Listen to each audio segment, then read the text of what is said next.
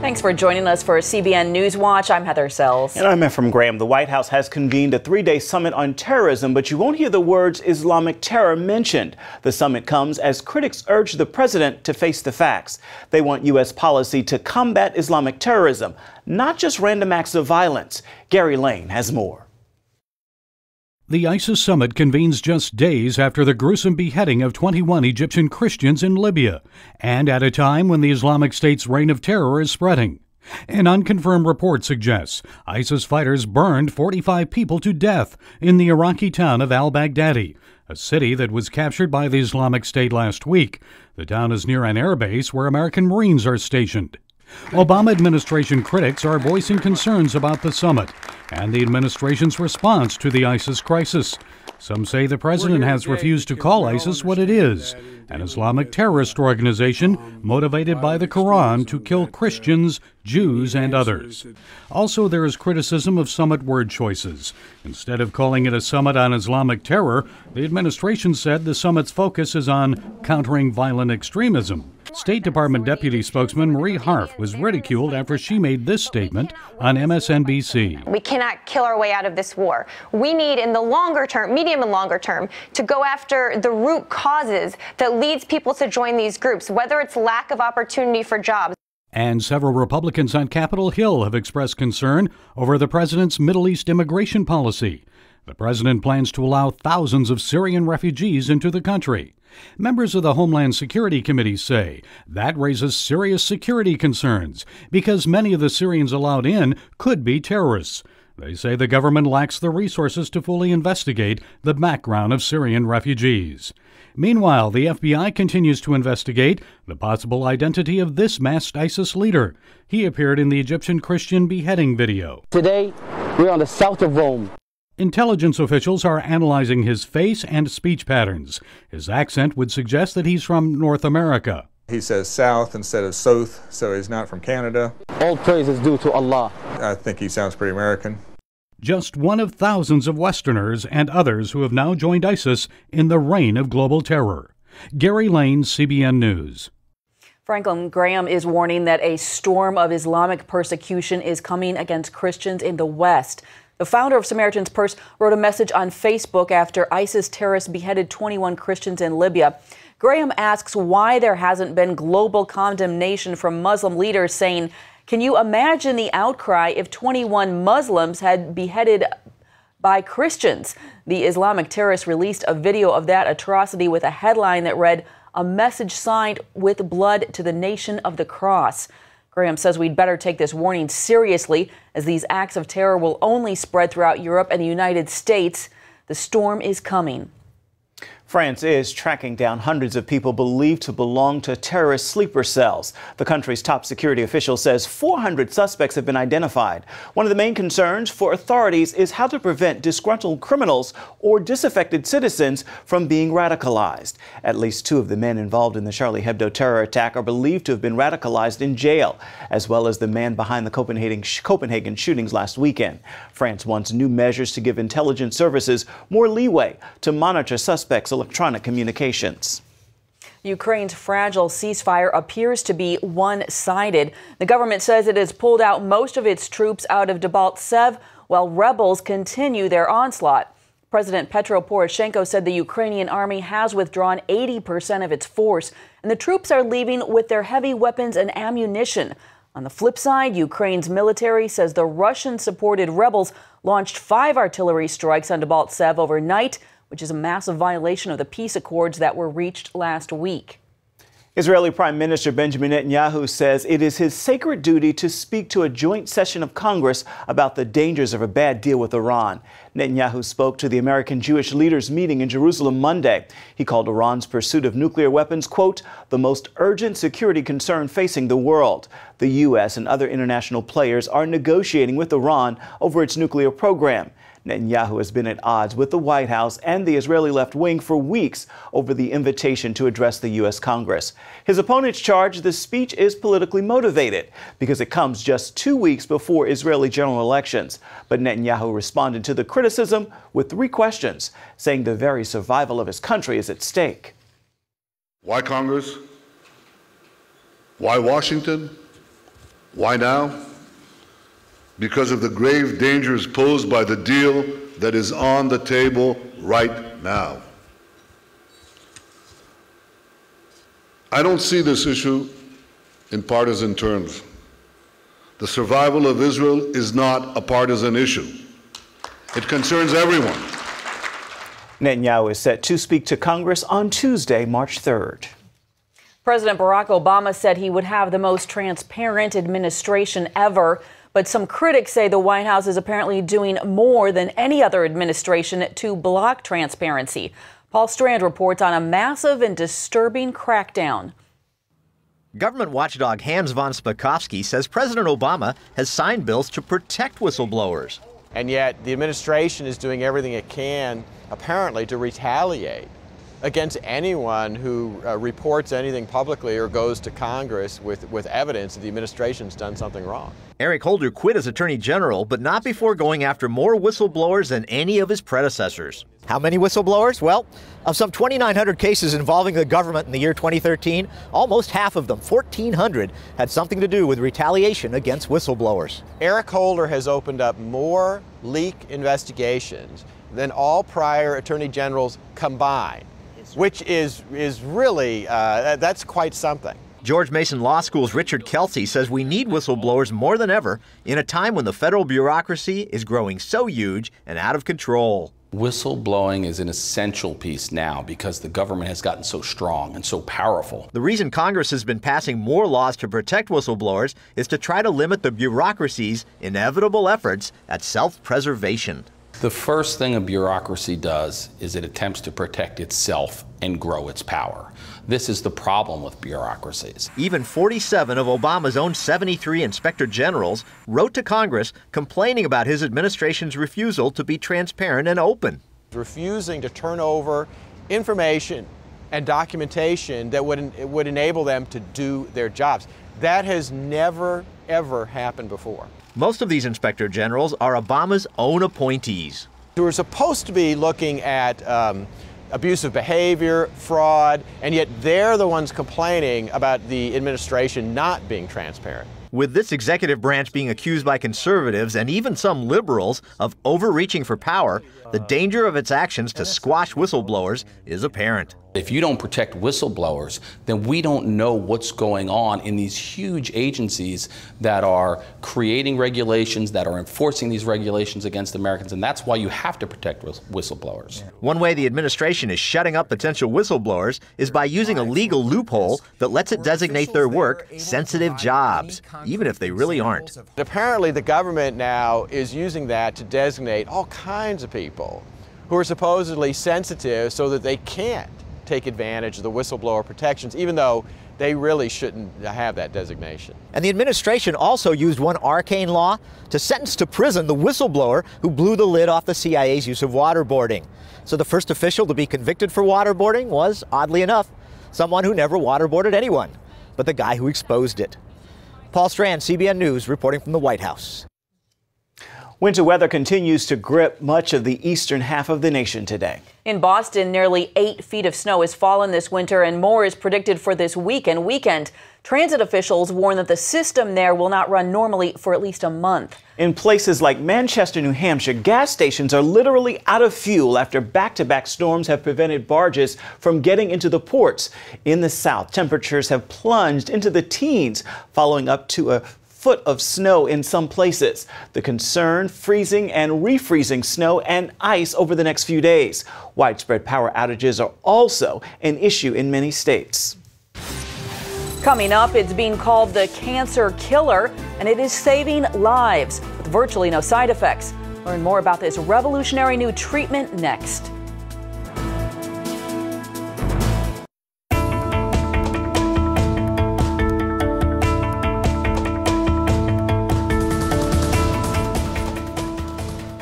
Well, if you want to take some weight off, try adding some fiber to your diet. A new study found people who simply added more fiber lost virtually as much weight as those who followed a more complicated eating plan recommended by the American Heart Association.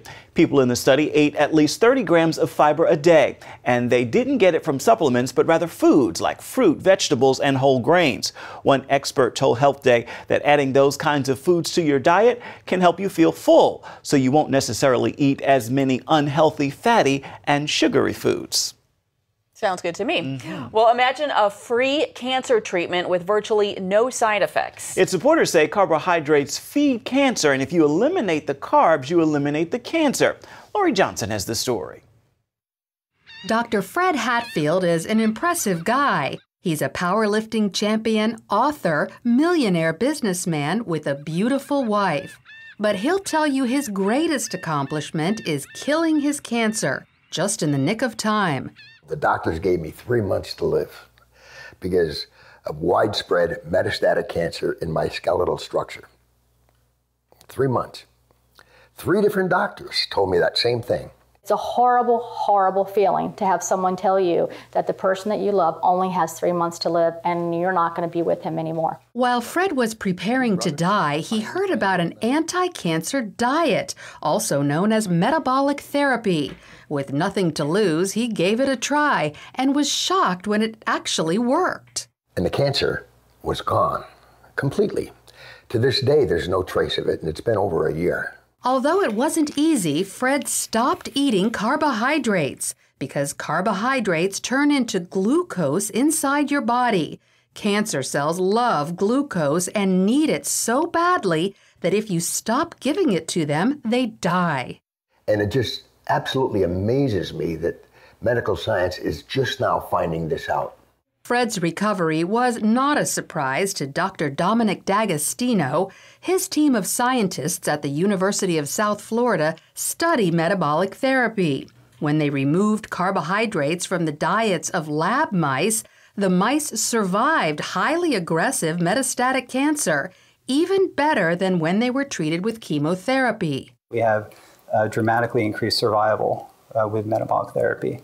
So we think it's important to get this information out. And it's not just lab mice. He's also seen similar success in people, lots of them. I've been in correspondence with a number of people, probably at least a dozen people, and over the last 1.5 to 2 years, and all of them are still alive, so despite the odds. And so this is very encouraging. All cells, including cancer cells, are fueled by glucose. But if you deprive them of glucose, they switch to the alternate fuel ketone bodies, all except cancer cells. A defect prevents them from making the switch to using ketone bodies as fuel, and therefore cancer cells can only survive on glucose. All other cells can use either glucose or ketone bodies. Your normal cells have the metabolic flexibility to adapt from using glucose to using ketone bodies. But cancer cells lack this metabolic flexibility, so we can exploit that. People like Fred, who deprive their cells of glucose and fuel them with ketone bodies instead, eat what's known as a ketogenic diet. It consists of almost 0 carbohydrates, but lots of natural protein and fat. You can go online and there's just cookbooks and, it's clean eating, just very clean eating. None of the sugars, the salts, the trash food. Natural proteins are ones in their original form, but processed meats like cold cuts and hot dogs are off limits because often carbohydrates have been added to them. Natural fats are in their original form, like olive oil, avocados, nuts, and also coconut oil. But stay away from trans fats such as shortening or margarine, which are man-made. Some people are afraid to try the ketogenic diet because they think all this fat is bad for their heart. But more doctors are now saying natural fat is actually good for you, even natural saturated fat like coconut oil and butter. Doctors like cardiologist Steven Sinatra.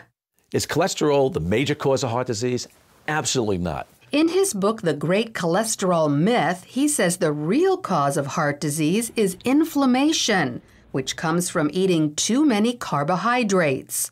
We need to coach our patients and empower them about the dangers of sugar. Unfortunately, they're not hearing that. They're hearing the converse, the dangers of fat. Fat is healthy for you, as long as you avoid trans fats. So by cutting back on carbohydrates and eating natural fats and proteins, you could improve your heart health and even wipe out cancer. Lori Johnson, CBN News. Up next, an explosive growth of Christians in a country where 99% of the population is Muslim. I'll show you where this revival is happening. It's an area that was once hostile to the gospel, but now an amazing revival is moving through the northernmost reaches of Africa. And as George Thomas shows us in this exclusive report, tens of thousands of Muslims are turning to Christ. These images of North Africans worshipping have never been seen before on television. As the sun sets over the Mediterranean Sea, Muslims across this part of Africa are converting to faith in Jesus Christ in record numbers. What God is doing in North Africa, all the way from actually Mauritania to Libya, is unprecedented in history of missions. Tino Kahush, a graduate of Regent University, has spent years traveling the region to document the transformation. I have the privilege of recording testimonies and listening to first-hand stories of men and women, all ages, where they can be sitting in a room and see the appearance, the presence of God appear to them in reality. It's like a vision. Some of them gave me stories of they carry a conversation. It's not just a light that appears. His interviews confirm what experts say is a profound move of God in the predominantly Muslim nations of Mauritania, Western Sahara, Morocco, Algeria, Libya, and Tunisia.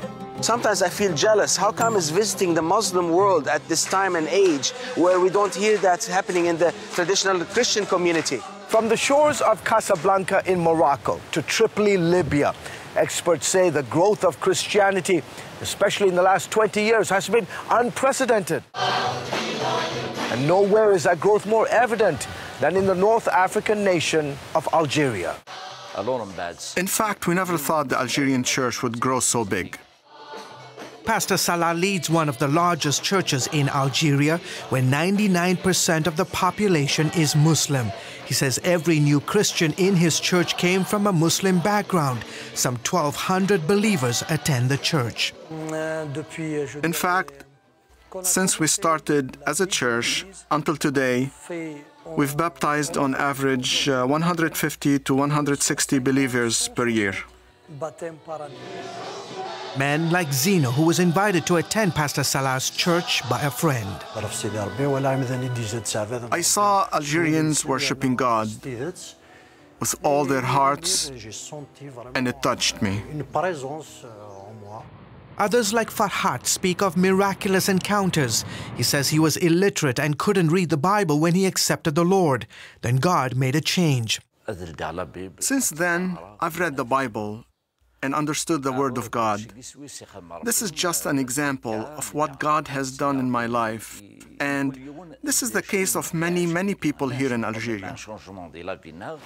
Even though Algeria is overwhelmingly Muslim, the government has given Protestant churches the freedom to register their congregations. It is the first Muslim Arab government who recognized officially churches from Islam.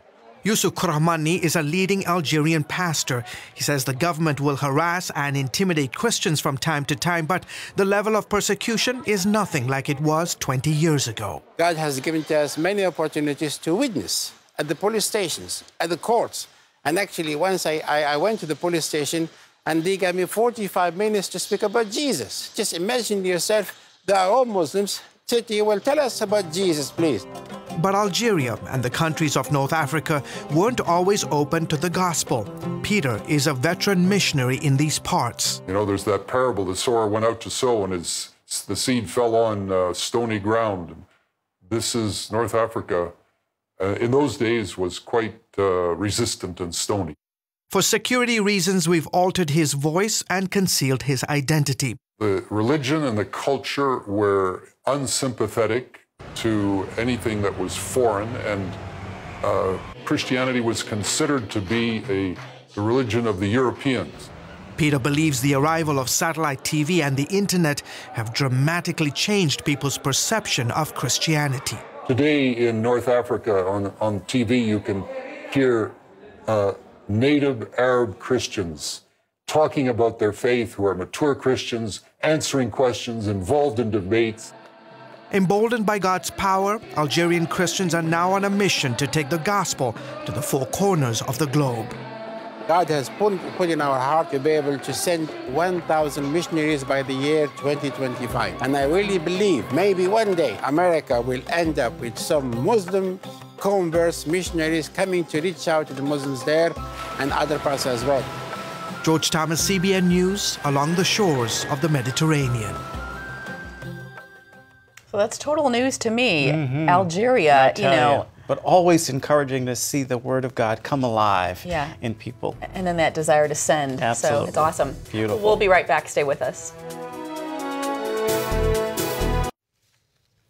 Well, finally today, we've all been through that drive-through fix in search of the fast food. Right. Well, one Ohio church now is offering a drive-through faith fix, but for one day only. That's today, which is Ash Wednesday. Clergy at Advent Evangelical Lutheran Church near Columbus are offering drive-by ash service. A reverend at the church says congregants have been supportive of receiving the drive-by ashes on their foreheads. He tells the Columbus Dispatch it could be a first step back for some people who haven't been to church in years. But while it promises to be very convenient, just be aware they aren't asking you if you want fries with your ash. So they've got a good intent there, but maybe a little different. I tell you. That is it for now on CBN News Watch, and you can find more of our exclusive coverage of the issues that you care most about at cbnnews.com. Take the time to tell us what you think about the stories you've seen here today. You can do that on Facebook or at CBN News on Twitter. Certainly hope you'll join us again right here next time. Make it a wonderful Wednesday, everybody.